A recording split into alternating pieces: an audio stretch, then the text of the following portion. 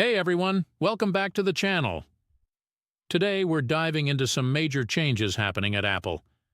As you might have heard, they've recently laid off some employees from their Apple Books and Apple News teams. Laura, what's your take on this? Thanks, Bill. Yeah, it's quite a newsflash. These layoffs are part of a broader restructuring within the company, right? Exactly, Laura. Apple is reevaluating its content strategy, trying to focus on optimizing resources for their core products and services. It seems they're more interested in streamlining operations. Yeah, and there's definitely a pattern here. These layoffs reflect a broader trend across the tech industry. What would you say is driving this? Great question. The tech industry overall has been facing a lot of workforce reductions. Companies are shifting their priorities and focusing on improving efficiency, which makes sense considering the current economic climate. So it sounds like Apple's decision is more reactive than proactive.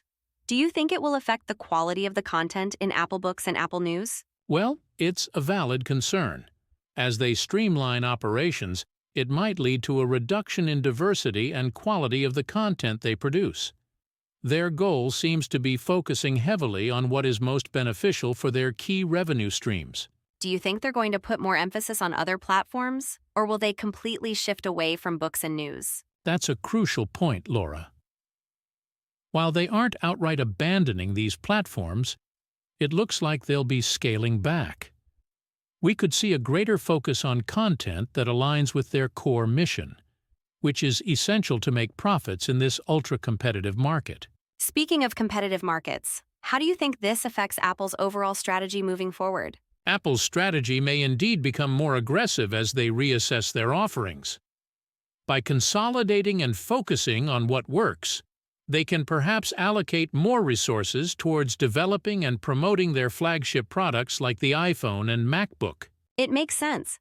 If they center their resources on products that generate higher margins, they may enhance their competitive edge. What are your thoughts on the implications for the employees still left working in those departments? That's a tough one, Laura. For those remaining, there could be a chance of increased pressure to deliver results quicker, especially as the company aims for enhanced efficiency. The atmosphere might also feel a bit uncertain or unstable. I can see that. Uncertainty usually leads to a lot of stress and low morale among teams. Do you think Apple will provide any additional support for these teams during the transition? Apple tends to offer competitive severance packages, which can help affected employees, but beyond that, it's hard to say. They are known for a robust corporate culture, so hopefully they'll keep the lines of communication open. Communication is so important, especially in times of change. I hope they continue to support their teams. What do you think this means for consumers? For consumers, this might lead to either more refined services or a decrease in the overall quality of content on Apple Books and Apple News. If the focus shifts away, users might find themselves looking for alternatives. You're spot on. Alternatives like Kindle for Books or other news platforms might emerge as preferred choices for people looking for variety. Exactly, Laura. It'll be interesting to watch how this all unfolds. Apple needs to strike a balance between placing emphasis on efficiency and keeping their loyal customers engaged with quality offerings.